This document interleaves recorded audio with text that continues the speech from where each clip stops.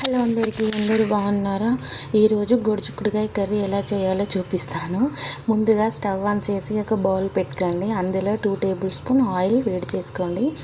Oil heat అయిన తర్వాత మనం ఆవాలు జీలకర్ర వేసుకోండి. ఆవాలు జీలకర్ర వేసుకున్న తర్వాత మనం కట్ చేసి పెట్టుకున్న 7 నుంచి 8 పచ్చిమిర్చి, ఒక ఉల్లిగడ్డని కూడా వేసుకొని మొత్తాన్ని ఒకసారి కలుపుకోండి. నేను ఇలా క్యాప్ పెడుతున్నా చిల్లకుండా. సో ఇప్పుడు మొత్తాన్ని ఒకసారి కలుపుకున్నాక సరిపడా సాల్ట్ని కూడా వేసుకోండి. సాల్ట్ వేసుకున్న తర్వాత ఒక కరివేపాకు రెమ్మ కూడా వేసుకోండి. ఈ కరివేపాకు రెమ్మ వేసుకొని మొత్తాన్ని ఒకసారి కలుపుకోండి. ఇలా కలుపుకున్న తర్వాత 6 నుంచి 7 వెల్లిపాయలను దంచుకొని వేసుకోండి. ఇలా దంచుకొని వేసుకున్న తర్వాత కొంచెం 1 టీ స్పూన్ కూడా వేసుకోండి. పసుపు వేసుకున్న తర్వాత మొత్తాన్ని ఒకసారి కలుపుకున్న తర్వాత ఒక 2 పెద్ద టమాటోలని కట్ చేసి వేసుకోండి.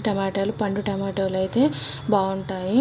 సో ఇలా వేసుకున్న తర్వాత ఒకసారి కలుపుకొని మూత పెట్టి 2 నుంచి 5 నిమిషాలు సిమ్లో ఉడకనివ్వండి. ఇలా సిమ్లో ఉడికిన తర్వాత క్యాప్ తీసి చూస్తే ఇలా వాటర్ మొత్తం కిందికి వచ్చేస్తూ ఉంటాయి. ఇలా వాటర్ వచ్చిన తర్వాత టమాటాలు మగ్గిపోతాయి. సో మొత్తాన్ని ఒకసారి కలుపుకున్న తర్వాత మనం ముందే ఉడకబెట్టుకున్న గొడుచుక్కుడుకాయల్ని కూడా వేసుకోండి. గొడుచుక్కుడుకాయలను వేసుకొని ఒకసారి మొత్తాన్ని కలుపుకోండి. ఇలా గొడుచుక్కుడుకాయలు ముందే ఉడకబెట్టుకోవడం వలన స్టవ్ సేవ్ అవుతుంది, కర్రీ కూడా బాగుంటుంది. సో ఇలా వేసుకొని కలుపుకున్న తర్వాత మళ్ళీ ఒక 5 నిమిషాలు సిమ్లోనే ఉడకనివ్వండి. ఇలా 5 నిమిషాల తర్వాత చూడండి వాటర్ మొత్తం కిందికి వచ్చేస్తూ ఉంటాయి. ఇప్పుడు మనం కట్ చేసి పెట్టుకున్న కొత్తిమీరని కూడా వేసుకొని మొత్తాన్ని ఒకసారి కలుపుకోండి. ఇట్లా ఒక 2 నిమిషాలు ఉన్న తర్వాత స్టవ్ ఆఫ్ చేయండి. సో ఈ వీడియో మీకు నచ్చితే లైక్ చేయండి, షేర్ చేయండి, కామెంట్ చేయండి, సబ్స్క్రైబ్ కూడా చేసుకోండి.